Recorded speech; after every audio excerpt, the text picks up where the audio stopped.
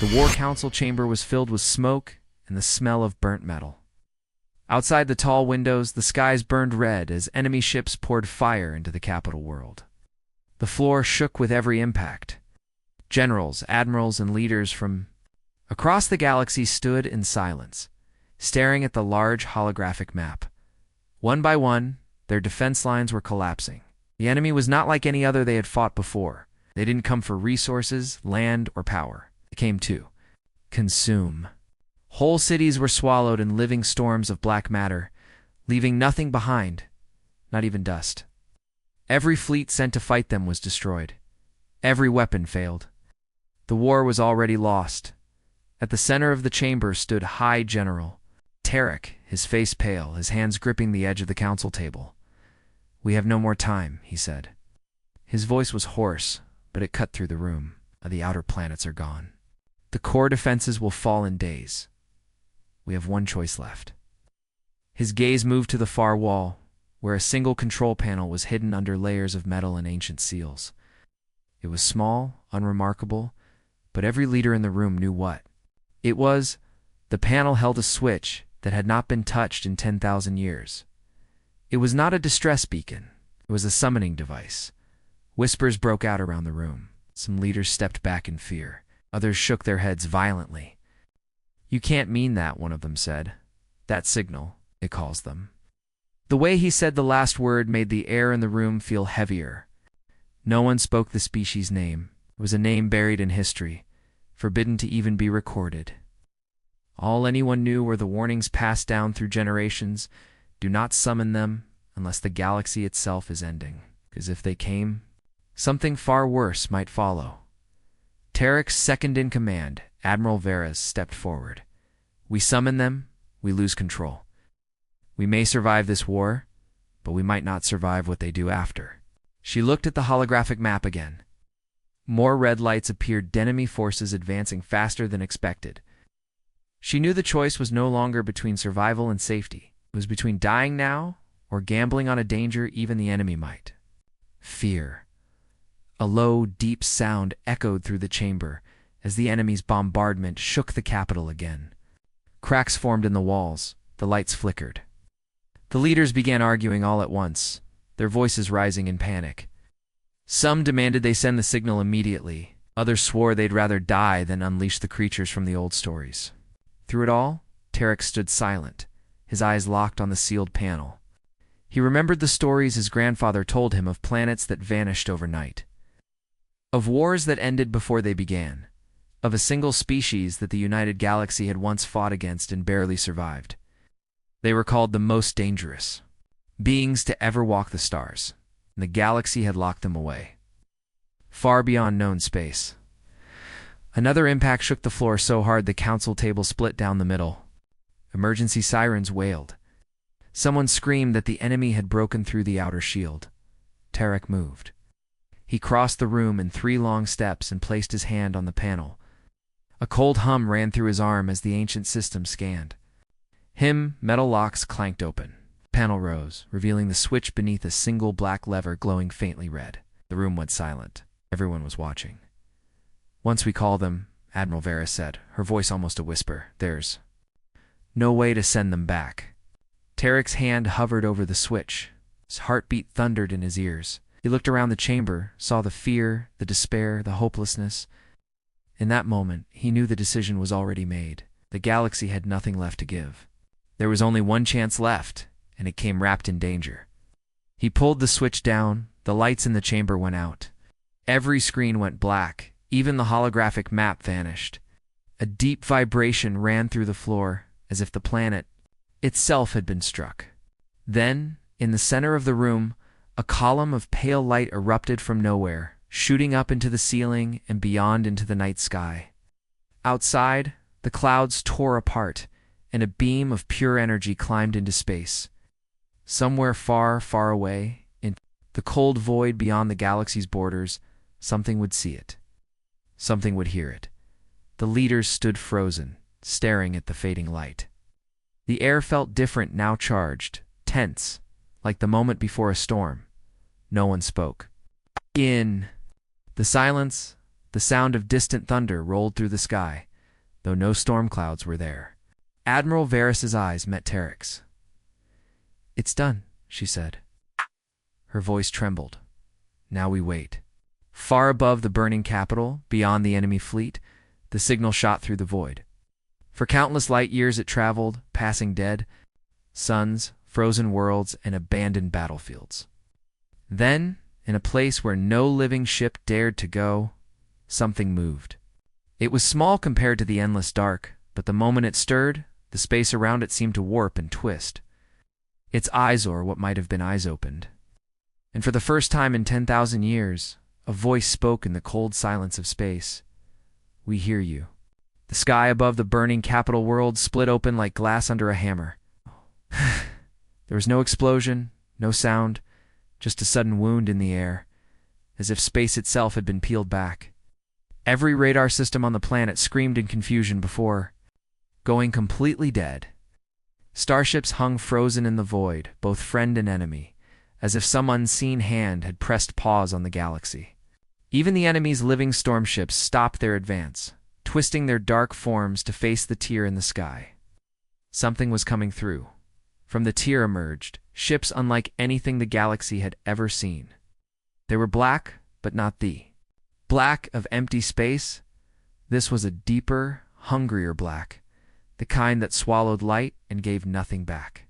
Their shapes were strange, shifting, almost alive. There were no visible weapons, no glowing engines, yet they moved faster than anything should be able to move.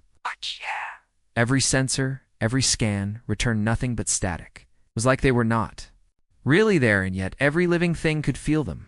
Silent weight pressed on the minds of all who saw them, a presence that whispered one word: danger. The largest ship came to a slow stop above the capital's main council tower. Its surface rippled, and a section folded away like liquid. From it, a single small craft dropped down toward the city. No one dared fire, not the enemy, not the galaxy's defenders. For the first time in this war, the battlefield was silent. The small craft landed on the council platform with barely a sound. Its door slid open, and a figure stepped out. It was not what the old stories had described. No monstrous fangs, no claws, no glowing eyes. The being was tall, its shape humanoid, wearing black armor that seemed to drink in the light. The helmet's faceplate reflected nothing, only darkness. At the moment it appeared, the air changed. Every soldier on the platform felt their muscles lock, their breathing slow. It was as if their bodies remembered something their minds could. Not something ancient, something terrifying. The figure walked forward slowly, each step echoing too loudly in the quiet. Behind it, two more armored beings emerged, carrying long cases. They stopped beside the first and stood still, silent as statues. Admiral Varys stepped forward cautiously. Admiral. "You are the ones we called." Her voice shook, despite her effort to sound steady. The figure turned its head toward her. For a moment, no sound came, and then a voice spoke through the helmet speakers. It was calm, steady, and impossibly cold. "We heard." General Tarek stepped up beside Varys. "The enemy is destroying our worlds.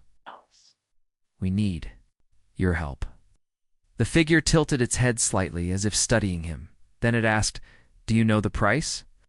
The word sent a ripple of unease through the gathered leaders. Tarek hesitated. "We will pay what we must." The figure gave a slow nod. It raised one hand, and without any visible signal, the massive black ship above shifted in the sky. A sudden wave of static roared through the coms. Enemy ships in orbit began to pull back, their movements jagged and uncertain. The living storm formations that had been tearing apart the city froze mid-strike, their writhing masses trembling as if sensing something far more dangerous than themselves. One of the armored beings behind the leader opened one of the long cases, revealing an object that pulsed with a dull, steady light. None of the alien leaders recognized it, but the enemy seemed to recoil from it, their twisted forms shuddering in the distance. The leader's voice broke the silence again. "You will fight your enemy. But from this moment, you will follow our rules, all of you." Varys frowned. "Rules?" The helmet turned toward her. "Without them, You will not survive us." The words hung in the air like a death sentence. Somewhere above, the massive black ship shifted again, and the tier in the sky began to close behind it. Whatever these beings were, they had come through. A path no one else could open, and now that path was gone. There would be no way to send them back until they decided to leave. Tarek exchanged a glance with Vera's. They both knew there was no turning back now. They had called the galaxy's most dangerous species, and they had answered. But even as the leader of the humans turned away to speak with its soldiers, Tarek felt a chill that had nothing to do with the war. For the first time, he wondered. If they had just traded one enemy for another, far above the city, the black ships moved into formation. Ow. The war was about to change.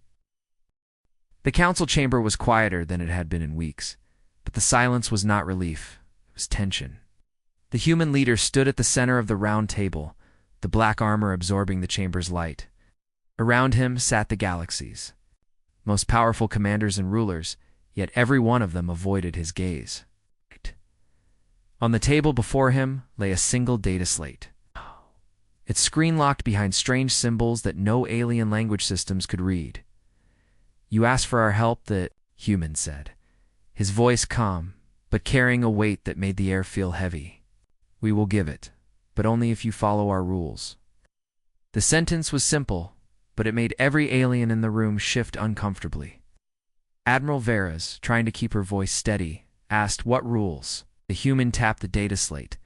The screen lit up with lines of text symbols and letters that slowly shifted into languages each alien could understand. As the first rule appeared, murmurs broke out. By the second, the murmurs turned into whispers. By the time the last rule displayed, the chamber was filled with stunned silence.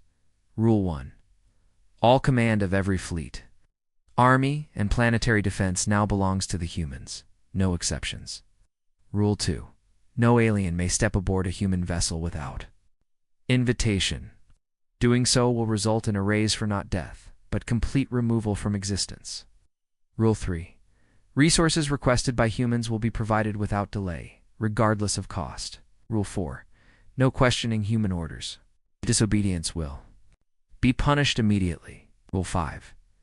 After the enemy is defeated, the humans will decide when they leave. You will not ask. The last rule was the one that truly froze the council. Failure to follow these rules will result in the extinction of your species. This is madness. One of the alien governors snapped, slamming his hand on the table. "You expect us to hand over our entire defense to a species that hasn't walked the galaxy in 10,000 years. The human leader turned toward him slowly. Though the faceplate was a mirror of darkness, the governor flinched as if eyes were piercing through him. "We don't expect," the human replied. "We tell. You ask for survival. This is the price." Another alien stood, trying to match. The human's calm tone. "We have fought wars for centuries. We know strategy." The human raised one hand slightly. Instantly the alien's voice cut off. His mouth still moved, but no sound came. A moment later he stumbled backward, his skin pale, his eyes wide with horror. Whatever he had just experienced, he would not speak of it. The human's voice returned to the room. "We are not here to debate. Decide now. Accept or fight your enemy alone." General Tarek's jaw tightened. He had known the rules would be harsh, but even he hadn't expected something this absolute. Still, the map in his mind showed the truth without the humans. The war was already over, and their side had lost. "We accept," he said finally. The human leader gave a slow nod. "And prepare your forces. From this moment, the war is ours to command." Two of the armored humans stepped forward, placing strange black devices in the center of the table. They unfolded into hovering spheres, projecting a new map of the galaxy. Only this one showed details no alien had seen before. Enemy fleets that had been hidden, supply lines thought to be impossible to detect, even the location of their central hive world. The humans had only been here for hours, yet they seemed to know more than the galaxy's best intelligence had gathered in. Years as the projections spun slowly, the human leader looked at each alien in turn. "Your enemy does not fear you. That is why they win." But they will fear us, and when they do, he paused, the helmet tilting slightly. You will understand why you should too. No one in the chamber spoke. The humans turned and left, their footsteps echoing like distant thunder. The council members sat frozen, staring at the rules still glowing on the table. They had just surrendered everything to the galaxy's most dangerous species, and outside, above the burning city, the black ships began to move. The battlefield. Stretched across the void like a storm of fire and shadows, enemy ships moved in vast formations, their living hulls writhing and shifting as if made from darkness itself.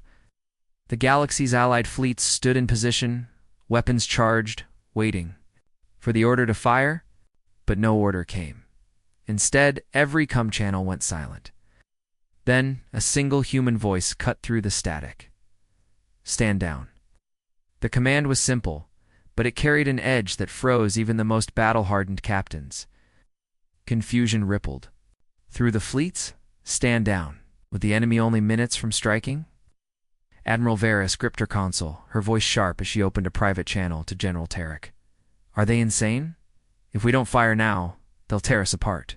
Tarek didn't answer.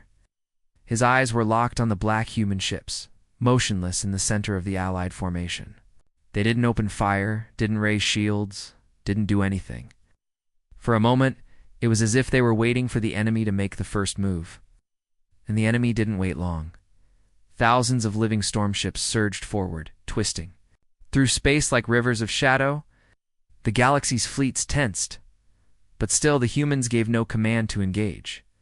Then, without warning, the black human ships moved not forward, not backward, but straight into the enemy's path, gliding as if space itself bent to let them through. No weapons fired, no energy bursts flared. Yet in the space of 3 heartbeats, the first wave of enemy ships was simply gone. Not destroyed. It's not in pieces. Gone. No debris, no radiation, no trace that they had ever been there. Gasps and shouts filled the Allied comm channels. Some captains thought their sensors had failed. Others believed the humans had used cloaking technology to hide the enemy somehow. But then it happened again. Another wave of enemy ships vanished, then another. Wherever the humans passed, the enemy ceased to exist.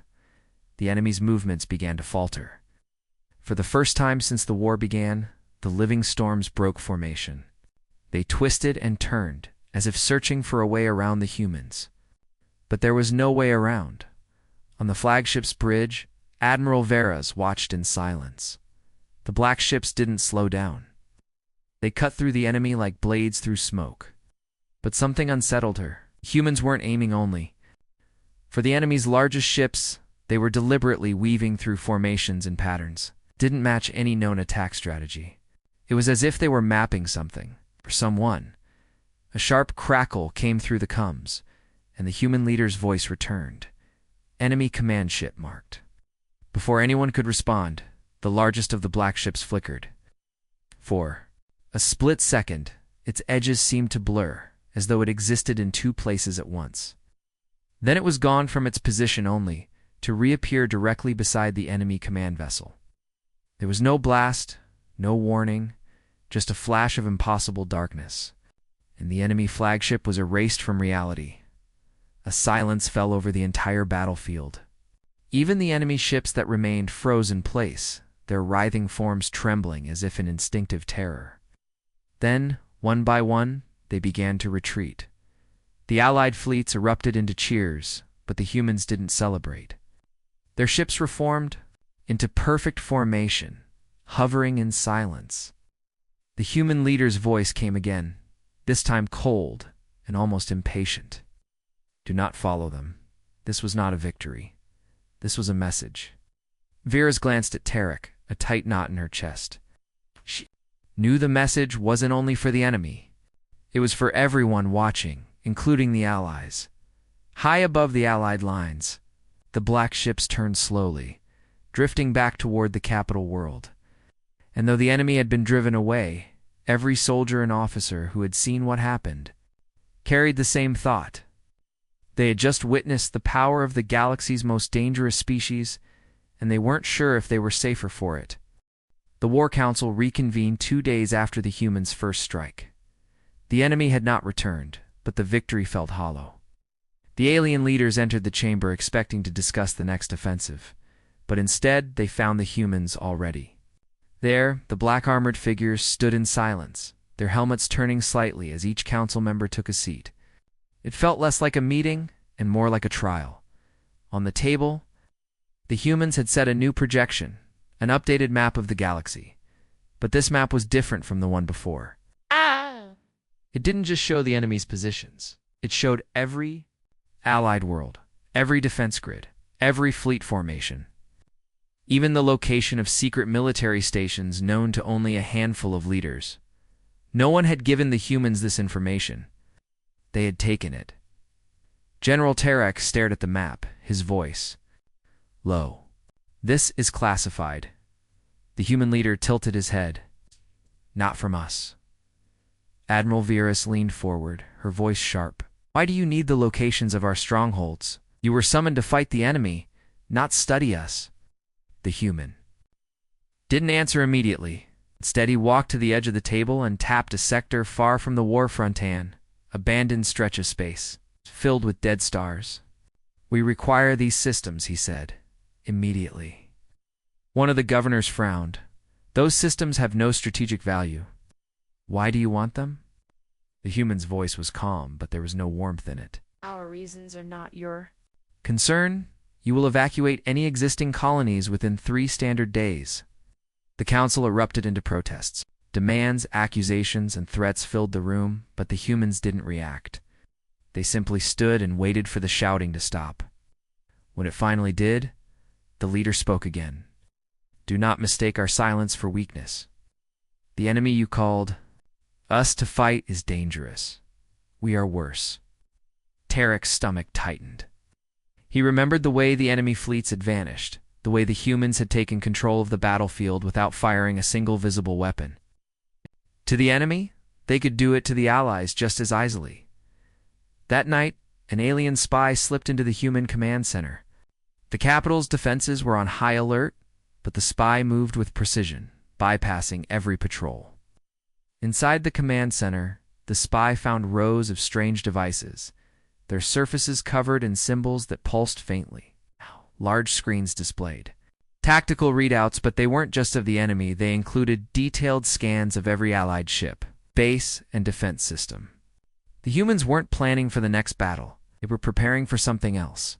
The spy accessed a hidden file and froze at what appeared on the screen. It was not a battle plan. It was a conquest plan. The humans had already divided the galaxy into sectors, each marked with a black emblem. Allied planets were labeled not as allies, but as future holdings. The war against the enemy was only part of their strategy. Before the spy could transmit the data, a shadow fell across the console. The human leader stood there, silent. The spy turned slowly, realizing too late that there was no escape. The leader spoke softly, almost kindly. "Curiosity is dangerous." The next morning, the spy was gone. No alarm had been raised, no report filed. It was as if the spy had never existed at all, back in the council chamber. The humans announced their next move and a loud assault on the enemy's central hive world. The galaxy's leaders agreed, but unease rippled through them. The humans were winning battles, yes. But each victory seemed to tighten their grip on the galaxy itself, and somewhere deep in the black of space. In the systems the humans had demanded, something was being built, something the rest of the galaxy would not learn about until it was far too late. The final battle began without warning. Allied fleets rushed into position around the enemy's hive world, a monstrous sphere of shifting black matter that pulsed like a living heart. The humans were already there, their black ships drifting silently in the void, waiting. The moment the last Allied vessel arrived, the human leader's voice filled every comm channel. "Hold position, do not engage." It was the same command they had given before, but this time no one questioned it. The fleets watched as the human ships advanced alone, gliding toward the hive world. The enemy reacted instantly, unleashing storms of living ships that blotted out the stars. But the humans didn't slow down. Then it happened. Space itself seemed to bend and crack around the human fleet. A deep vibration shook the Allied ships, rattling bones and teeth. A wave of darkness spread outward from the humans, rolling over the enemy like an invisible tide. Wherever it touched, the living ships dissolved into nothing, as if they had never been born. In less than an hour, the hive world was stripped bare. The humans closed in, surrounding it in a perfect sphere of black ships.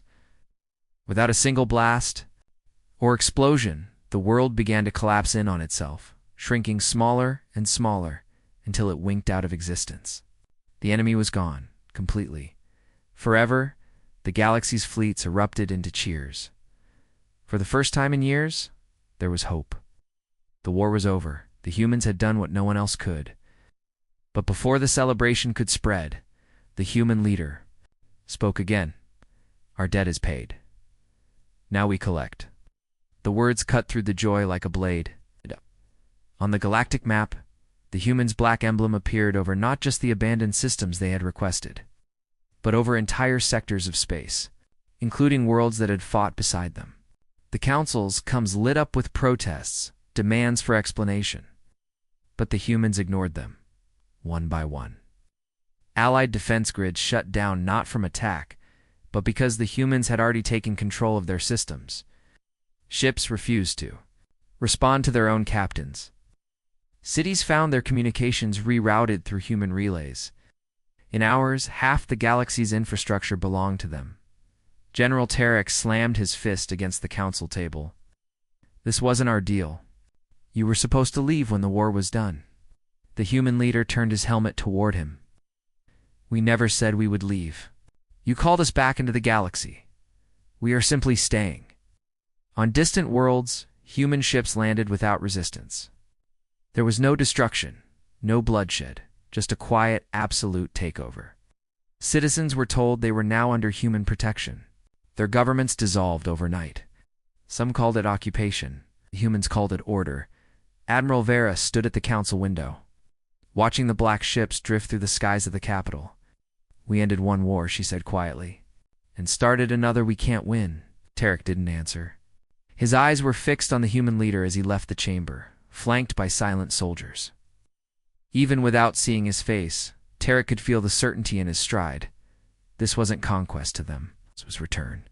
Far above the Black Fleet, moved into the dark, vanishing beyond the stars. But everyone knew they hadn't left. They were still out there, watching, waiting. The galaxy had traded one enemy for another, and this one would never stop. In the silence that followed, the same thought passed through every mind. They had summoned the most dangerous species in the galaxy. Now they belonged to them.